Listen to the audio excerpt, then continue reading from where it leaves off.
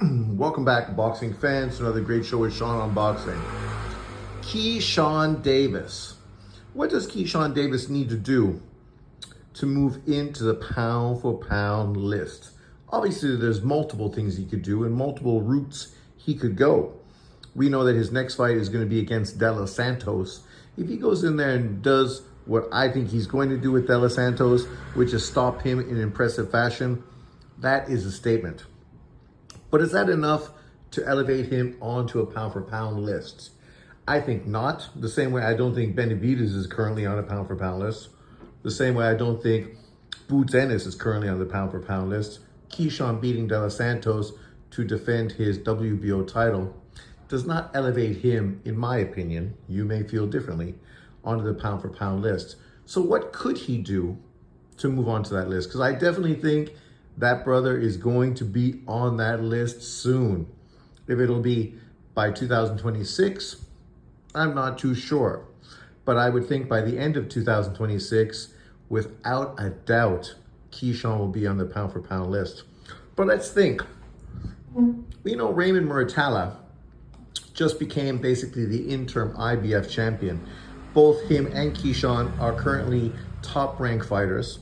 So the possibility of them fighting in unification fight is a no-brainer. And you know that's exactly what Top Rank wants to perpetuate and move towards. Obviously, the Tank Davis fight, that shit ain't gonna happen. Tank don't want that smoke. And the Keshawn Davis versus Shakur Stevenson fight, that ain't gonna happen because both fighters respect each other too much to challenge each other. And the reality is they don't need to. The fight for Keshawn is eventually moving to 140. The fight for Shakur is Tank Davis. They each have their road to walk, right? And eventually, maybe somewhere down the line, potentially, maybe you could see these guys potentially fighting each other, like the fact we saw Zab Judah and Floyd Mayweather at a certain point end up fighting one another. So anything is possible. So I won't say that's off the table completely, but we'll have to wait and see. I think for Keshawn, unifying that title with Muratalla at 135, becoming a unified champion at 135 pounds before moving up to 140. At 140, you have the possible Tio fight, which is another top-ranked fighter that's right in line and obviously would be a great fight for him to become a two-weight world champion. But I don't know if Tio will still be at that weight by the time Keshawn Davis moves up. But I do think that WBO title will be there waiting for him. So he definitely has probably an easy path to become a two-way world champion. And then, of course, you have the other champions currently in that weight. Unfortunately, two of them are PBC fighters, Gary Russell and Puello. So hopefully those two motherfuckers get it on, because obviously you would think that would be an obvious PBC in-house fight, unification at 140 pounds. Then you have, of course, Richard Hitchens, who is part of DAZN. So I definitely think that fight is doable, right? I think that fight could definitely happen, especially with some of the banter and back and forth between those two fighters already. You know, that's only going to heat up, especially when Hitchens potentially beats Kambosos. He's going to be talking all kinds of crazy shit. You know how these dudes are. So I definitely think that to potentially become a unified champion at 140 is a very makeable and obviously a fantastic fight as well. At that point, Keshawn Davis would be moving on to the bottom half of the pound for pound list. Because of course, we got to understand, we don't know what's going to happen with the fighters on the list. People are going to take losses, so the list is always subject to wins and losses from people on and people off the list. So, this is just speculation based on what Keshawn Davis is doing. I can't predict what other people on the list and other fighters who are in and around that list are going to do.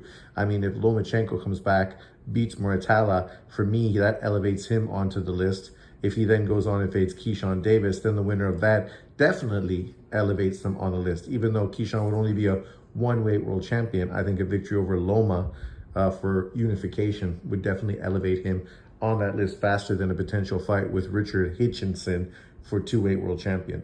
But let me know what you think. You may disagree.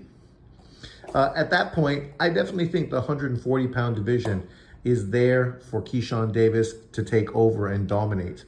The only problem is what's going to happen with these potential fights with PBC opponents. If Top Rank and PBC are actually able to work together, which we did hear PBC people allude to, recently, then that would be obviously excellent. And it would give Keshawn the opportunity to become an undisputed 140-pound champion, which obviously would definitively move him on to the pound-for-pound list, especially if he's able to do that in the exciting style he's been winning his fights recently. Then there's the possibility of him moving to 140 pounds, 147, to become a 3-weight world champion. That, of course, would just help to elevate him even higher on that pound-for-pound list, especially depending on who he fought and how he looked in those fights. If he was to face, obviously, a Boots Ennis at the point where he would meet Boots Ennis obviously would be almost an undisputed champion. So that victory would be huge and would definitely catapult Keshawn Davis up that list. But chances are, by the time Keshawn moves to 147, Boots is already going to be at 154. So that's probably unlikely. But there's other fighters in and around that weight class. You have Devin Haney's, Teo, and fighters of that magnitude with name recognition and accolades. If he was to beat any of them, those victories would be just as good as a Tank Davis or Shakur Stevenson win. So those would obviously move him up that pound-for-pound list and put him right in that conversation. Where on the list? Well, that's subject to change. Can't really speculate on what you have to do to move where, but it definitely would start to have him on my pound-for-pound top 5 list, depending on what was happening above and beyond or below. I would expect that by that time, Bud Crawford and Usyk and Beterbiev would probably be retired. So that's 3 pound-for-pound fighters off the list. So 3 openings on the list would obviously be elevated for up-and-comers. But let me know in the comment section below, what do you think Keshawn Davis needs to do to propel himself onto the pound-for-pound list? I definitely think he is one of the most exciting young fighters in America. The dude's got the style that actually thrills and chills. He's been looking great. Obviously, he's great on the mic. He's very charismatic and interesting to listen to, unlike many other fighters in and around these weight classes that aren't nearly as charismatic as he is. But we will see. I'm rooting for him. Let me know what you think. Thanks for watching. Leave your comments below.